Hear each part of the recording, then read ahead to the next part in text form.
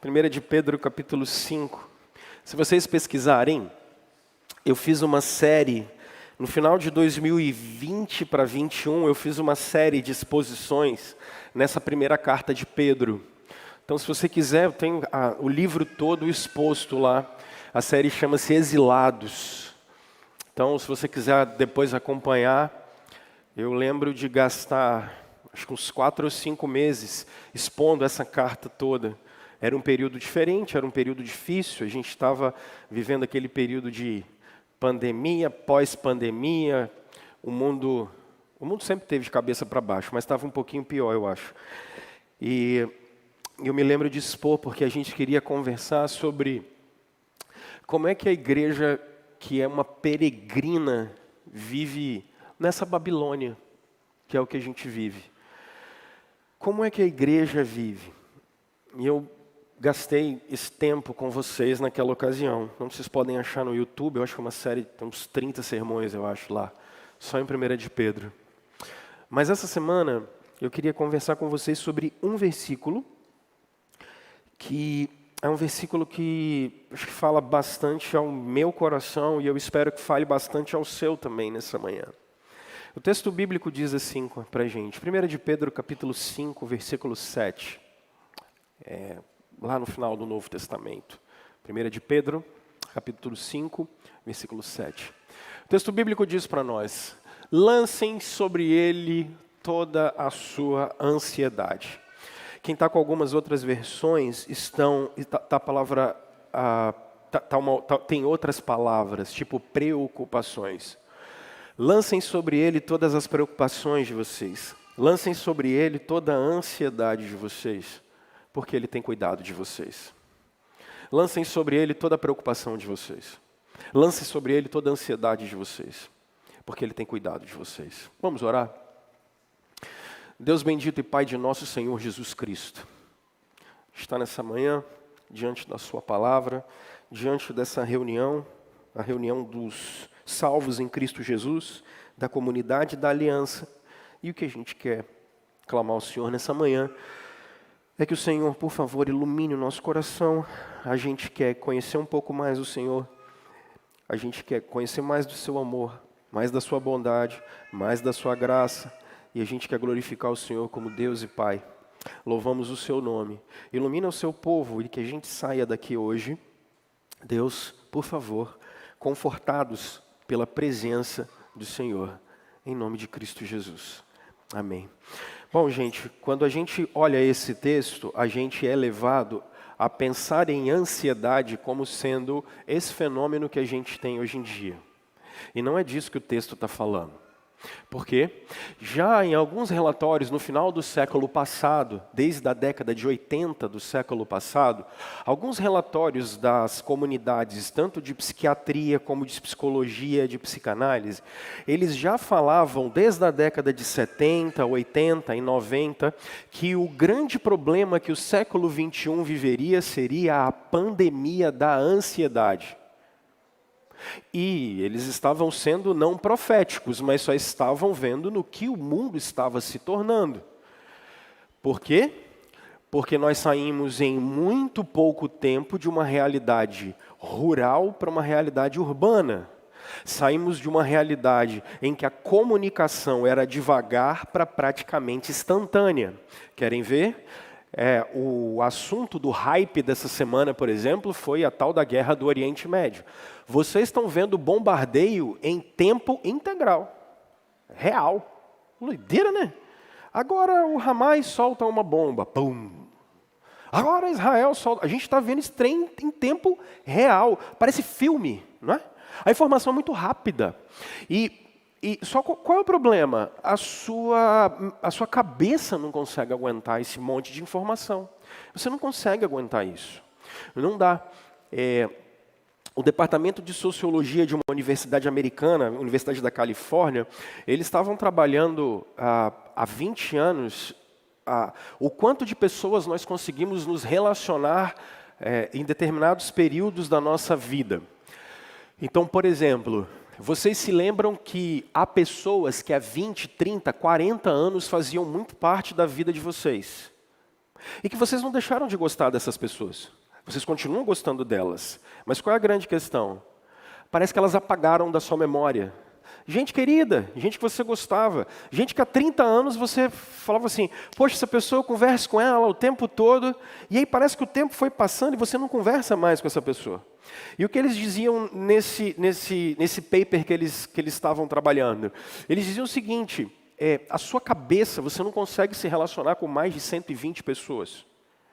Intensamente. Então, olhando o Daniel aqui, ele só consegue, nessa época da vida dele, se relacionar com no máximo 120 pessoas. Porque ele não consegue dar atenção para todo mundo. E você está numa época em que vocês querem ter 1.000, 2.000, 3.000, 4.000, 5.000 seguidores. E responder todo mundo. Só que vocês não conseguem, porque a mente humana não dá conta disso. Então percebam, um mundo mais rápido, muito mais informação, muito mais gente conectada. O que acontece com a gente? Ficamos automaticamente agitados demais. E eu trabalhei isso com vocês no mês passado. Mas esse é um fenômeno do nosso tempo. Necessariamente o mundo não é assim. Não é dessa ansiedade que a Bíblia está tratando aqui. Porque esse fenômeno que a gente vive hoje nem era um fenômeno que no mundo bíblico existia. Por isso, algumas versões estão trabalhando com vocês preocupações. Porque às vezes a gente pode tentar pegar o texto bíblico e tentar aplicar ele no nosso tempo, só que tem um gap de 2.000 anos, né? Esse texto foi escrito 2.000 anos atrás. Então, o que era ansiedade lá, não é o fenômeno que vocês têm aqui. É diferente. Hoje já é um fenômeno clínico, médico, que tem tratamento, que tem terapia, que tem tudo isso. Tudo bem? Por isso, quando eu olho esse texto, eu prefiro a tradução não ansiedade desse jeito, mas preocupação. Por quê? Porque se eu trabalho a ideia de preocupação aqui, eu estou incluindo o que te gera ansiedade, mas eu estou incluindo não só o que te gera ansiedade, eu estou incluindo tudo o que te preocupa. Porque necessariamente coisas que te preocupam não te geram ansiedade. Tem coisas que preocupam a gente, mas que não deixam a gente... Já teve uma crise de ansiedade alguma vez? Não responda, que senão a gente vai saber que você toma Rivotril. Mas quando você tem, sabe, essas crises de ansiedade que a mão fica gelada, dá uma tremedeira.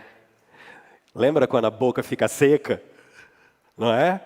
E aquela taquicardia que você fala assim, eu vou deitar só um pouquinho. Aí você deita, parece que o coração está batendo do pé até a cabeça. Pum, pum, pum. Aí você fala, meu Deus, vou infartar. Aí é nessa hora que você dá aquela síndrome do pânico doida, você fala, me leva para o hospital que eu estou morrendo. Para de rir, que eu já estou sabendo quem está desesperado. Então não ria. O que o texto está trabalhando, porque tem coisa que gera preocupação na gente, que necessariamente não gera esse fenômeno chamado ansiedade. E isso que eu acho bonito.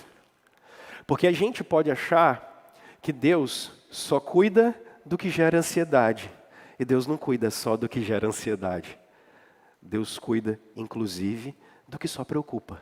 E é disso que eu quero conversar com vocês. Deus cuida de tudo o que preocupa a gente. Então a pergunta que eu faço hoje é, o que está te preocupando? O que preocupa a mim e a você? Eu não estou falando do que tem medo, porque eu já tratei de medo 30 dias atrás. Eu quero saber o que te preocupa. O que está te preocupando? O que talvez te tire o sono? O que te gera raiva?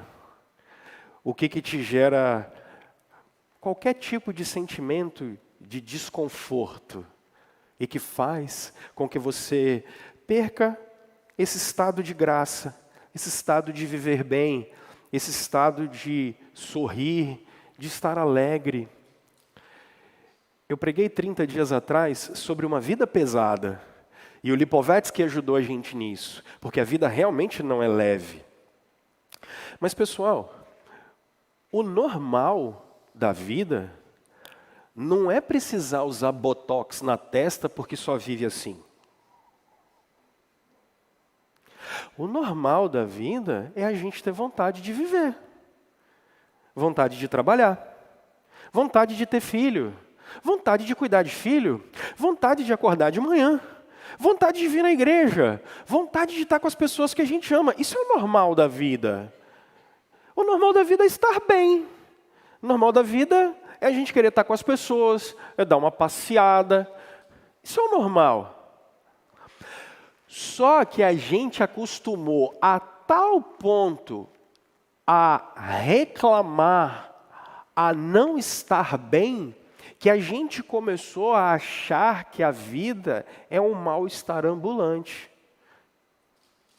E aí vem a Escritura, dizendo para a gente assim: ei, lancem sobre ele todas as preocupações de vocês. E por quê? Porque ele tem cuidado de vocês. Isso aqui é sensacional. E é por isso que eu trago aqui essa pergunta: o que está te preocupando? O que está te preocupando? Você está preocupado com amanhã de manhã? Você está preocupado com o resultado do exame? Você está preocupado se vai perder o emprego? Você está preocupado se o dinheiro vai dar até o final do mês? Você está preocupado se o filho vai casar com essa menina que você acha que não tinha que casar? O que está te preocupando? O que te preocupa? Está com medo de ser mandado embora? Está preocupado se vai ter trânsito amanhã? Está preocupado com as guerras do mundo? Você que é mais humanitário? O que você está preocupado? Aí a Bíblia vai trazer para a gente 3 apontamentozinhos bem rápidos nesse versículo, que eu queria que isso ajudasse você. Para que ao longo da semana, você usasse esse versículo primeiro para você decorar. E segundo, para que as partes desse versículo fizessem parte da minha e da sua vida, em todos os momentos. Porque nas preocupações diárias, sejam elas quais forem, Deus, em primeiro lugar, está falando com a gente para a gente ter uma atitude. Uma atitude. E você pode olhar, uai, está claro isso, não está? Olha o que o texto está dizendo. Lancem. Essa é a atitude. Lancem. Só que esse texto está escrito na língua grega, né? Ele não está escrito em português. Ele está escrito na língua grega. E o grego tem algumas declinações muito interessantes. Nós temos passado, presente e futuro. Então, se eu falasse para você assim, olha, lancei, ou lanço, ou lançarei é uma coisa. Para um grego falar lancei é diferente. Porque eu posso lançar lá no passado, e eu posso ter lançado lá no passado e isso ter um efeito no futuro. Não é isso que está escrito aqui. Eu posso ter lançado no passado e ter deixado lá. Quando o Pedro escreve lançar, ele está dizendo assim: lembra qual foi a última vez que você pediu alguma coisa do iFood? Lembra? O que o entregador fez? Ele foi lá, tocou a sua campainha, você pegou a entrega e o que ele fez? Foi embora. Ok? Quantas vezes o entregador foi lá? Quantas vezes? Uma vez. E depois que ele fez isso, chegou no seu aplicativo o quê? Avalia se a entrega foi boa, ruim, se o produto é bom ou ruim. Não é isso que acontece? É ou não é? Isso aqui é o lançar. De uma vez por todas, você lançou. E como é a entrega do produto? Perfeita. Agora é só fazer a avaliação. Deixa eu tentar aplicar. Você entrega nas mãos de Deus uma vez e acabou. Você entrega nas mãos do Senhor e a partir daí não tem mais o que fazer. Está entregue. Entregou, fim. É isso que o Pedro está dizendo. Lançar sobre ele as nossas preocupações significa lancei uma vez, e uma vez eu lancei de uma vez por todas. E eu não preciso fazer mais nada. É isso que o texto está querendo dizer. Uma ação única, perfeita, plena, feita no passado e acabou. É isso que o texto está querendo dizer. Pergunta para mim e para você. Por que é que a gente não consegue deixar nas mãos do Senhor, de uma vez por todas, a vida da gente? Esse é o problema. Essa é a discussão aqui. Se vocês olharem depois, eu não vou gastar tempo com isso agora, porque eu quero ser bem objetivo. Pedro está escrevendo nos versículos 1 e 2 do capítulo 1 para os judeus da dispersão. Judeus da dispersão são os judeus que estão sendo perseguidos há muitos anos. Então eles estão em vários lugares fora de Israel, porque eles já estão passando, naquele contexto, por praticamente 500 anos de perseguição. Eles já vinham sendo perseguidos desde a Babilônia, pela Pérsia, já tinham sido perseguidos pelos macedônios, já tinham sido perseguidos por Roma. Então agora no 1º século, Pedro está mandando uma carta para dizer para esses caras que estão sendo perseguidos o seguinte: qual é a preocupação de vocês? Lancem para o Senhor. Meus irmãos, o que é que te atrapalha a entregar sua vida inteira nas mãos do Senhor para Ele cuidar? Porque a gente tem um problema aqui, gente, um problema sério de fé. A gente tem um problema sério de fé. Eu resumi esse ponto, dessa atitude, como simples. O Espírito Santo está convidando a mim e a você hoje a darmos um passo de fé. Dá um passo de fé. E que passo de fé é esse, pastor? A termos uma atitude de chegarmos até o Senhor, e chegarmos até o Senhor e descarregar a entrega que tem que ser feita. É isso que o Espírito Santo está chamando a gente, a dar um passo de fé. O convite que a gente tem é de, em primeiro lugar, e é por isso que eu fiz essa pergunta: meu filho, o que é que está te preocupando? O que é que está te tirando a paz? O que é que está te tirando da zona de conforto? Agora eu posso ir mais além. O que é que está te tirando a alegria? O que é que te tira a felicidade? O que tira de você o prazer de aproveitar a esposa, os filhos? O que tira o prazer de você aproveitar o dia a dia? O que é que está tirando o seu prazer interior de viver as coisas que Deus deixou para a gente viver e aproveitá-las? O que é que está tirando a paz, o sossego? O que é que está tirando a vontade da gente adorar o Senhor? O que está tirando o foco da vida da gente? É essa pergunta que você precisa se fazer. Porque a gente pode acostumar a viver amargurado.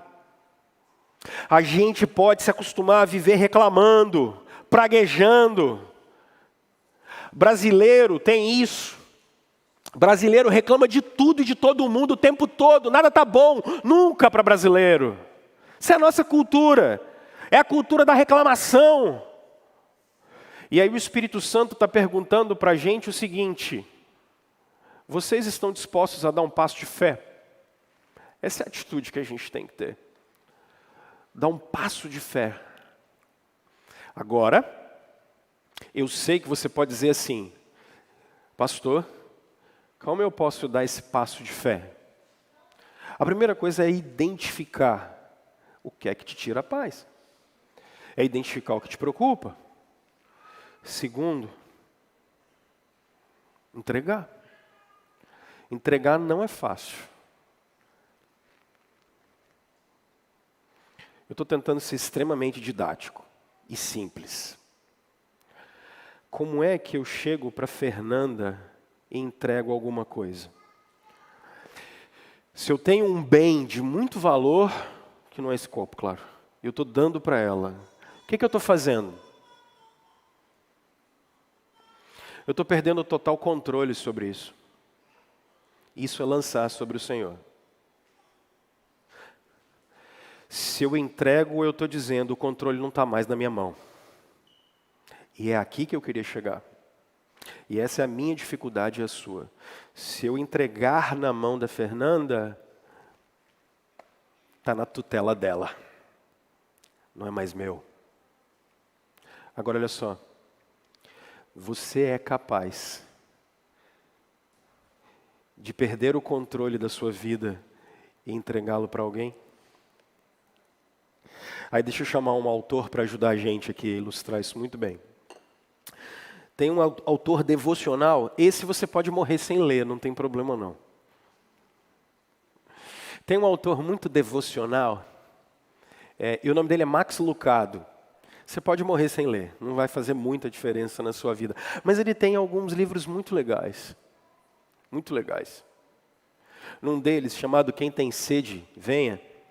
E ele está trabalhando aquela ideia de Jesus como água da vida. Ele faz uma observação muito legal que eu acho que pode ser a minha e a sua. Ele fala de uma cidade cansada. E nessa cidade cansada, um motorista começa a querer dirigir um carro. Só que o carro desse motorista não tem gasolina. E ele está na frente do posto de gasolina. Só que ele não consegue dar partida no no carro. Porque o carro não tem gasolina. Então ele também não consegue chegar no posto para encher gasolina. E o que ele vai fazer? Aparece alguém para tentar ajudá-lo. E quando alguém aparece para tentar ajudá-lo, ele diz, não, pode deixar, eu resolvo sozinho, eu empurro o carro. E ele começa a empurrar o carro até o posto de gasolina. Só que ele não consegue chegar, porque tem uma espécie de morro para chegar no posto de gasolina. E ele começa a aplicar da seguinte maneira. Nós somos esses que habitam nas cidades cansadas. Nós somos esses que tentam dirigir carros sem gasolinas. E nós somos sem gasolina, né? Gasolinaz é ótimo. Sem gasolina. E nós somos esses que, ao invés de aceitarmos ajuda para que a gente chegue ao posto para abastecer, a gente prefere empurrar o carro sozinho. E aí ele termina fazendo uma aplicação sensacional. Porque quem sempre oferece ajuda é o Espírito Santo. E ele sempre bate na porta do carro dizendo, será que você pode sentar no banco do carona e deixar que eu dirijo a vida? Cara, que ilustração maravilhosa, isso me marcou. Eu li isso há 20 anos. E por isso eu trago para vocês hoje.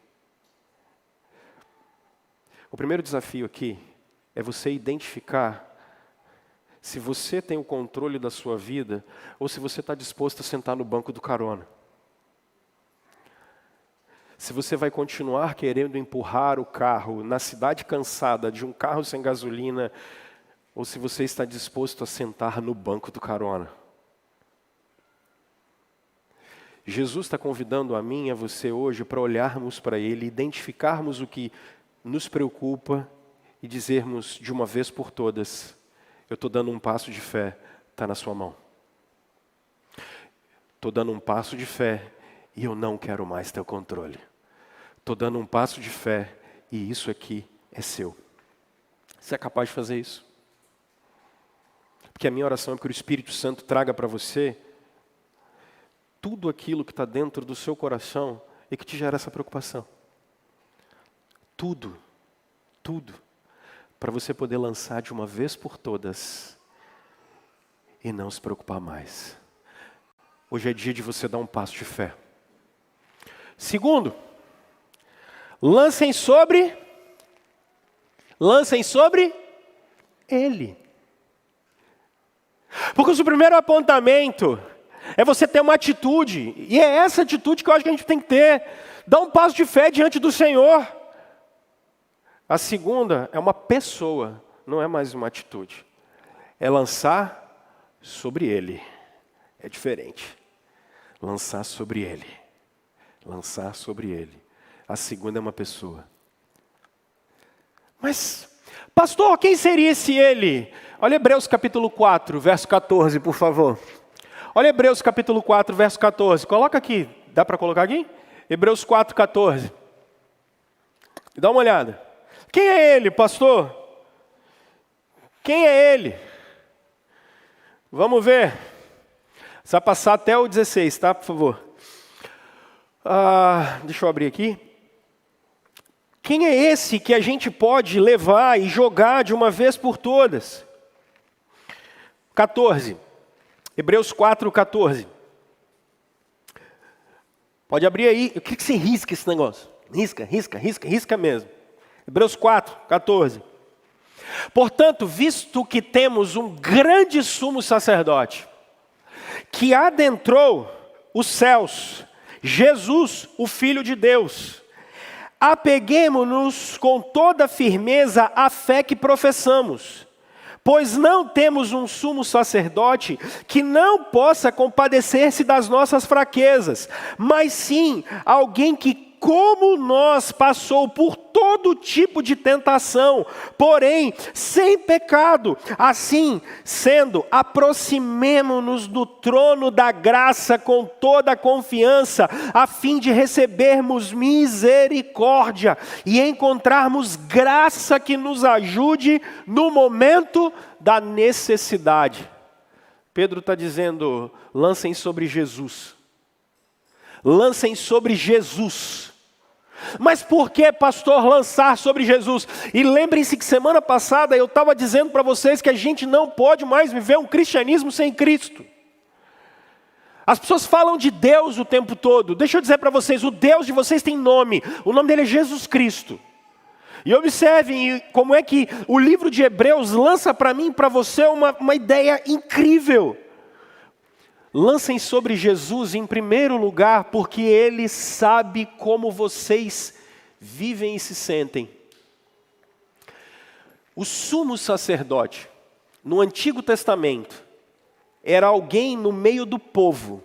Essa pessoa era tirada do meio do povo para representar esse povo diante de Deus. Por quê? Porque ele sabia como o povo vivia. O que o texto bíblico está dizendo é que Jesus Cristo sabe exatamente como você se sente.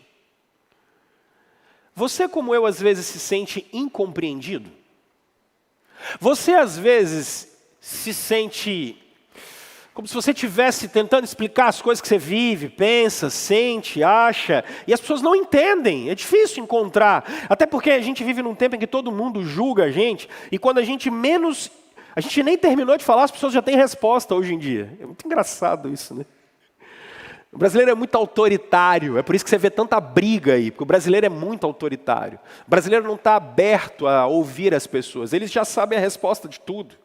Por isso que o nosso meio, a gente está brigando demais, porque o brasileiro ele não ouve o outro até o final, ele já tem resposta para todo mundo.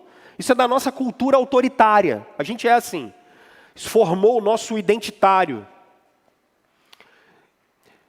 Só que a Escritura está dizendo que Jesus Cristo sabe o que você sente. Ele não sabe só como você se sente, ele se identifica com você. E ele não só se identifica com você, sabe, se identifica e intercede. Sabe, conhece, diz, já estive aí, sei como é, e diz, Senhor, muda por favor. Isso é incrível, gente. Isso é incrível. Vocês nunca vão estar sozinhos. Eu nunca vou estar sozinho. Eu nunca vou ser incompreendido. Vocês nunca serão incompreendidos. Por quê? Porque temos um Deus nos céus que olha por nós, que trabalha na vida da gente e cuida da gente. Lançar de uma vez por todas sobre uma pessoa, sobre Jesus. Mas eu posso ir mais além. Porque eu posso ir até Isaías 53 e eu vou dizer, vocês podem lançar a Jesus não só porque Ele sabe, se identifica e intercede, mas porque Ele já levou sobre si tudo isso. Ele levou sobre si as nossas dores. E aí o que Ele está querendo dizer aqui? As preocupações de vocês terão um final. Vocês não vão sofrer o resto da vida. A gente não vai passar por esse monte de circunstância o resto da vida, porque Ele já levou sobre si. Isso é um passo de fé e confiança a uma pessoa, Jesus Cristo. A gente não pode esquecer disso. E o que é mais interessante aqui, a gente vai até Romanos capítulo 8, você vai começar a observar que nada pode separar a gente do amor de Deus em Jesus Cristo. Porque a gente lança sobre Jesus. A gente lança sobre Jesus porque Ele sabe, conhece, se identifica, já levou sobre Ele. E o amor de Jesus por nós é inalienável, gente. Nada tira o amor de Cristo de mim e de vocês. Pergunta, o que é que te preocupa? De uma vez por todas, lança isso sobre Jesus. Dá um passo de fé até Jesus. Entrega a sua vida para Jesus. Perca o controle da sua vida. Lembra da cidade cansada. Chega. Entrega a sua vida para Jesus. E deixa Ele cuidar.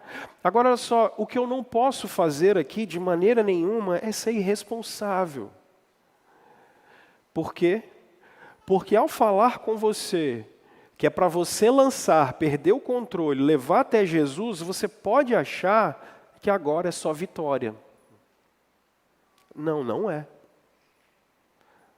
Vocês vão sofrer. Eu vou sofrer. Nós vamos passar por momentos de tribulação. Nós vamos perder gente, a gente vai ficar doente, a gente pode morrer, a gente pode perder emprego, a gente pode ser traído, a gente pode ser enganado. Isso tudo vai continuar acontecendo com a gente, até que Ele venha. Porque dizer para vocês que é para lançar, perder o controle, deixar Deus cuidar, não significa triunfalismo, pessoal. Significa que a gente sabe quem tem cuidado de nós. Isso é diferente. Cristãos descansam na providência de Deus. Cristãos descansam na presença do Senhor. No meio da dor, no meio da dificuldade, o Senhor se manifesta. No meio da preocupação, o Senhor se manifesta. Lançar sobre o Senhor não significa de maneira nenhuma e de modo nenhum uma vida sem dificuldades. Mas aprender, Filipenses capítulo 4, que mesmo na fartura, ou mesmo na escassez, nós podemos todas as coisas naquele que nos fortalece. Porque a gente anda com o Senhor. E é aqui que eu passo para o terceiro apontamento. Lançando sobre Ele as nossas preocupações. Por quê? Porque Ele tem cuidado de nós. Uma atitude, uma pessoa, uma certeza. Uma certeza. Ele tem cuidado de nós. Ele tem cuidado de nós. Aqui eu queria frisar duas coisas para vocês. Número 1, o caráter de Deus. A primeira coisa que eu queria frisar com vocês é o caráter de Deus. Pessoal, Deus tem caráter. O Senhor tem caráter. Deus não muda. Você muda, eu mudo. Deus tem caráter. E pelo fato de Deus ter caráter, Deus tem palavra. Deus tem palavra. A palavra que Deus deu, a promessa que Deus deu não muda. Por quê?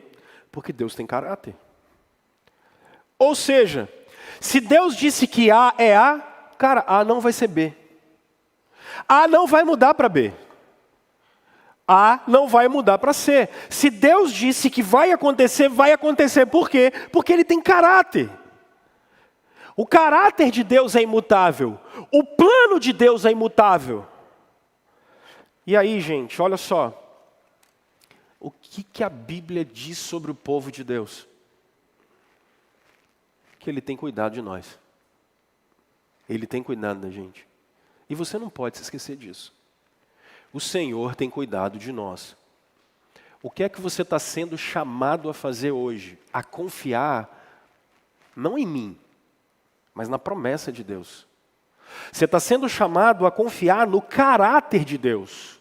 Você está sendo chamado a confiar na promessa de Deus. Você está sendo chamado a se lançar nos braços daquele que disse que ia cuidar da gente em todo o tempo. E Ele disse que cuidaria, Ele cuida e cuidará. Então, por favor, pessoal, o que a gente está dizendo hoje aqui, lançar sobre Ele as nossas preocupações, porque Ele tem cuidado de nós, o que a gente está querendo dizer para você é o seguinte: você pode confiar no caráter de Deus. E o que significa isso, pastor? Você pode se lançar nos braços dele.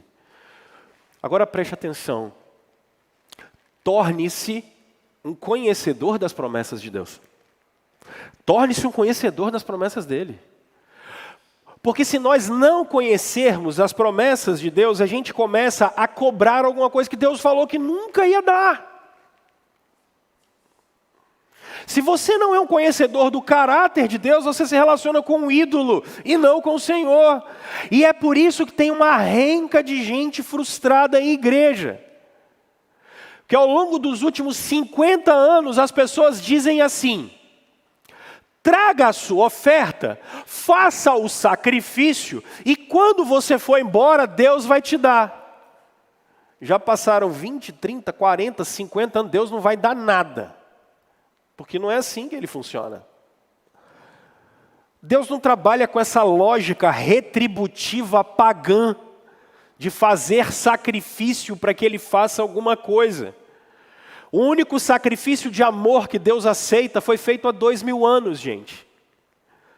Por isso, se nós não nos tornarmos conhecedores das promessas do Senhor, o que vai acontecer? A gente começa a se relacionar com um ídolo. E aí o que tem é uma renca de gente frustrada com Deus. Por quê? Porque querem coisas que Deus não ia dar, cara. Se relacionam com Deus que não existe. Para confiar no caráter de Deus, a gente precisa confiar nas promessas dEle. E para confiar nas promessas dEle, a gente precisa saber quem Ele é. É essa a grande dificuldade. E é essa a grande diferença. O que a Escritura está chamando você é para você conhecer o Senhor. E pessoal, quando a gente conhece o Senhor, a coisa muda. Muda. 3 coisas aqui são importantes. Anota isso, pelo amor de Deus.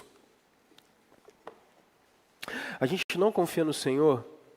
Isso eu aprendi com o meu mentor teológico, que é o Mike Gorin. Como é que vocês gostam das coisas? Rápido. Muito rápido. Quanto mais rápido, melhor. Segundo, como é que vocês gostam das coisas? Quanto mais estardalhaço, melhor. Terceiro, como é que vocês gostam das coisas? Quanto mais pompa, circunstância, força e poder, melhor. Quer ver? Se você olhar e falar assim, vamos fazer um culto, quando é que o culto está bom? Tem que ter muita gente, muito barulho, muita coisa, tem que ser muito forte. Aí a gente diz assim, agora foi bom, agora foi forte. Agora, se a gente tiver numa reunião de adoração com 3, 4, 5 pessoas, para nós, Deus não agiu. Como é que você acha que Deus agiu na sua vida? Depois que você acabou a faculdade, ganhou um emprego, ganhou 50 mil reais por mês, viajou o mundo todo, aí você fala bem assim, Deus agiu na minha vida. Por quê? Porque a gente gosta de coisas rápidas, com muita força, com muito poder e com muito estardalhaço. E a gente acha que Deus é assim. Agora, sabe como é que é o reino de Deus? Não faz nem barulho. Deus não faz barulho. Não faz. Deus não faz barulho nenhum. Quando ninguém menos esperava, Ele vai lá e fala com uma virgem no meio de Israel e diz assim, olha, meu filho vai nascer aí. Ninguém está sabendo, não chegou nada. Deus sempre faz assim. Deus se mexe sempre devagar. Deus não faz barulho. Deus não faz estardalhaço. Deus não vem soltando bomba. E aí quando você menos espera, o plano dele se cumpre. Já viveu isso? Quando você para, você fala assim, uai, mas de onde você apareceu? Nem sabia. Uai, já? Como assim? É porque a gente acha que ele está em silêncio. A gente acha que ele não está trabalhando. Mas por quê? Porque você queria que viesse uma voz do céu.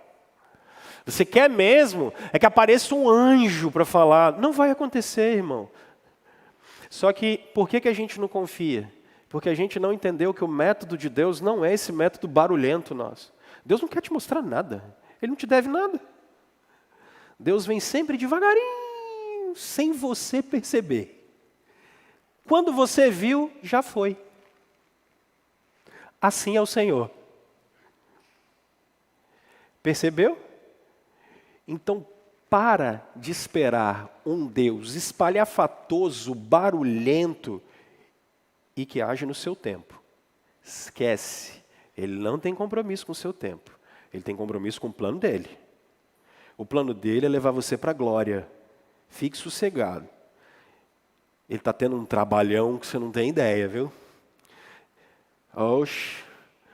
O plano dele é fazer o reino dele vir. Só que o reino dele vem sem você nem perceber. Porque a gente acha, o mundo está de cabeça para baixo. Calma, gente. Deixa Deus posicionar as peças dele no tabuleiro aí. Vocês estão com pressa? Por quê? Mas Deus não faz nada. Não, não é que ele não faz nada. É você que não vê, é diferente. Calma. Por que a pressa? Ele tem cuidado de nós. Então, olha só. Olha para o cuidado do Senhor na sua vida. Hoje é dia de olhar o cuidado de Deus na vida da gente. Suspende um pouquinho a reclamação. Suspende um pouquinho esse modo azedo de ver a vida. Suspende um pouquinho a preocupação. Vamos olhar o cuidado de Deus um pouquinho? Eu quero terminar dizendo isso para vocês. Dá uma olhadinha em momentos críticos da sua vida hoje. Lá para trás. Momentinhos críticos. Podem ser quaisquer. Momentos que você estava extremamente preocupado. Olhou? Viu? Já chegou aí? Saiu daqui, já foi para aí? Mas eu quero que você olhe aqueles momentos e você fala assim, rapaz, não vou sair daqui. O que você está fazendo aqui então hoje? Alguém te tirou de lá, cara. Te trouxe até aqui. E não foi você. Agora olha para frente. Por que ele vai parar de cuidar? Para de ser descrente. Para de descrença. É um dia hoje da gente se lançar aos braços de Jesus. Por quê? Porque Ele tem cuidado de nós. Mas Ele não cuida no seu tempo, do seu jeito, com o seu barulho, da sua maneira espalhafatosa. Você confia tanto que você perdeu o controle. Mas não é porque você é um irresponsável. É porque Jesus cuida. E você sabe que Ele vai te levar para o reino eterno.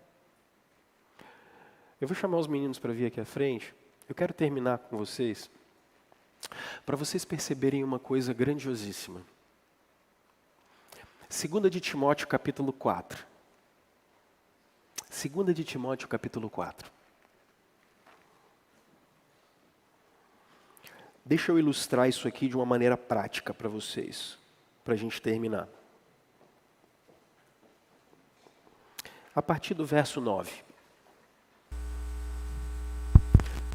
Até aqui, eu falei de apontamentos, sobre lançar, sobre uma pessoa, e falei com vocês sobre ter uma certeza. Vamos ver um exemplo prático para a gente terminar? Esse aqui são os últimos escritos do apóstolo Paulo, inspirado pelo Espírito Santo. Paulo pode ter escrito mais coisas, mas que não foram inspiradas, por isso não estão no cânon, por isso não está na Bíblia. Isso aqui é lançar, porque Ele tem cuidado de nós. 2 de Timóteo, capítulo 4, olha o versículo 9. Procure vir logo ao meu encontro. Pois Demas, amando este mundo, abandonou-me e foi para Tessalônica. Crescente foi para Galácia e Tito para Dalmácia. Só Lucas está comigo. Traga Marcos com você, porque ele me é útil para o ministério. Enviei Tíquico a Éfeso. Quando você vier, traga a capa que deixei na casa de Carpo, em Troade, os meus livros, especialmente os pergaminhos. Alexandre o ferreiro causou-me muitos males. O Senhor lhe dará retribuição pelo que fez. Previna-se contra ele, porque se opôs fortemente às nossas palavras. Na minha primeira defesa, ninguém apareceu para me apoiar. Todos me abandonaram, que isso não lhes seja cobrado. Vocês já imaginaram, depois de 20 anos de ministério, investindo em pessoas, chegar nos últimos anos da sua vida e estar sozinho, traído? Um companheiro de Paulo, o Demas, ele o abandona. O Alexandre, que outrora foi um companheiro, agora está contra ele. Depois de uma vida inteira de fidelidade, onde Paulo está?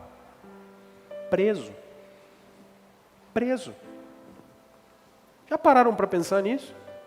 Porque o que se espera de cristãos que falem assim, siga o Senhor e você vai triunfar? Hã? Paulo diria, siga o Senhor e acabe na prisão. Siga o Senhor e pessoas podem te trair. Siga o Senhor e pessoas podem te decepcionar. Siga o Senhor e quem sabe só Lucas vai terminar a vida com você. Olha. E agora? Como é que a gente vive? Ele diz, verso 17. Mas o Senhor permaneceu ao meu lado. Lance sobre ele. O Senhor permaneceu ao meu lado. Porque tudo pode ter dado errado, mas o Senhor permaneceu ao meu lado. Porque a gente segue a Jesus por causa de Jesus. Porque a gente lança sobre o Senhor. O Senhor permaneceu ao meu lado. E o que o Senhor fez? Ele me deu forças. Para que por mim a mensagem fosse plenamente proclamada e todos os gentios a ouvissem. E eu fui libertado da boca do leão. Por quê? Porque ele lançou sobre o Senhor. Lancem sobre o Senhor. Agora, irmãos, olha como esse texto termina de maneira poderosa. Verso 18.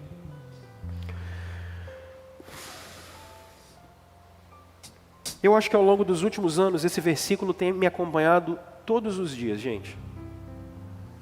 Vira e mexe, eu penso nesse versículo. O Senhor me livrará de toda obra maligna e me levará a salvo para o seu reino celestial. O Senhor me livrará de toda obra maligna e me levará a salvo para o seu reino celestial. Vocês lembram que eu conversei com vocês que não depende de circunstância? O amor de Deus não depende da circunstância. Independente da circunstância, Deus é bom. O Senhor está com a gente. Confie nele. Aqui está o exemplo de alguém. Sabe o que vai acontecer com Paulo quando ele termina isso? Um belo dia de manhã, numa prisão romana, embaixo da terra, porque as prisões romanas eram calabouços, elas ficavam embaixo da terra. Um carcereiro chega, bate na sua porta, depois de anos numa prisão, sem luz, insalubre, o carcereiro chega e diz, Paulo, chegou a sua hora. E ele começa a andar com as mãos presas, com os pés presos. Colocam a cabeça dele numa pedra e o soldado romano levanta a espada. E o Hernandes diz isso de uma maneira muito poética. Porque talvez alguém chegue para ele e diga assim, você quer dizer alguma palavra, Paulo? Paulo diz, a ele seja a glória para todo sempre. Amém. e a espada arranca a sua cabeça, lançando sobre ele as nossas ansiedades, porque ele tem cuidado de nós, na vida e na morte. Ele tem cuidado de nós. Ele tem cuidado de nós. O que está te preocupando hoje? Ele tem cuidado de nós. O que está te deixando ansioso hoje? Ele tem cuidado de nós. Vá até Jesus. Vá até Jesus. Ele tem cuidado de nós. Ele tem cuidado de nós.